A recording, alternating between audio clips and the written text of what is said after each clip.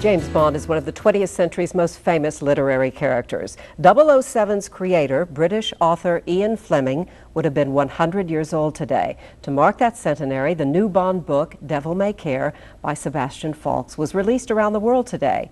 Tulsa Bond expert Brad Frank is here to tell us more about Ian Fleming. It's good to have you with us, Brad. Hello. Tell us a little history of Ian Fleming. Well, Ian Fleming was born to a British upper-class wealthy family. He was educated at Eton Public School and Sandhurst Military Academy. His first writing job was for Reuters News Agency, and that's where he developed his distinctive writing style that shows up later in the Bond novels. And that was also where he got his first taste of espionage, by reporting on a trial in Moscow of some British workers who were accused of industrial sabotage. Interesting. Well, was he a spy like Bond? Not exactly. He was recruited to the British intelligence at the start of World War II, but his job was mostly desk-bound. He was the personal assistant to the head of naval intelligence, who was in fact the basis of M, the Bond's boss in the books and the films. And you have shared some photos with us today. He was a dapper-looking person, that's for Yes. sure. Well, if Bond wasn't based on Fleming, then on whom was the character based? Actually, there were many, many different spies that Fleming knew for real, and little bits of each of them became Bond. Bond does share Fleming's personal interests and tastes, but there's no single person that was the basis. When did he start writing about Bond? He had always talked about writing a major spy story, and after the war, just before he got married in 1952, he finally sat down and wrote Casino Royale, which was published 1 year later. After that, he wrote a new Bond novel every year, always at his Jamaican retreat, the home he called Goldeneye. Wow. Now, the Fleming estate authorized the writing of this new book.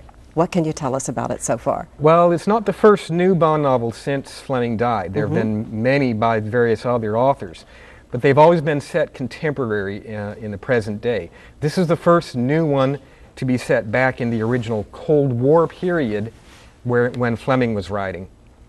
And it follows on directly after Fleming's last published Bond novel. Now, you've grabbed a copy. You haven't had time to read a lot of it, but what do you think so far? I've read about a third of it so far, and I think it's quite good.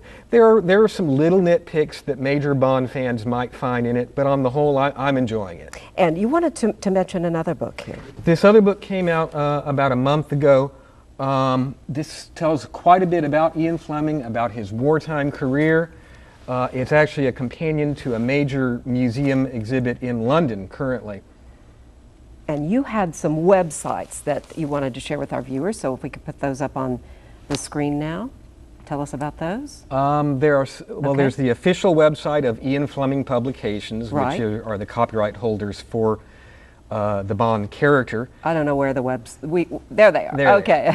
And that tells you all about Fleming's life, his career, and about various events that are being done to celebrate the centenary.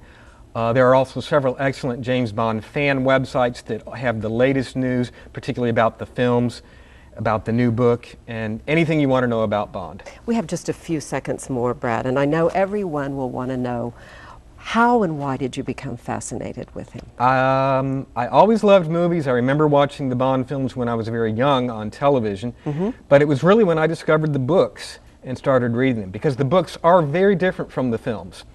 And I just loved how Fleming wrote, and that was it.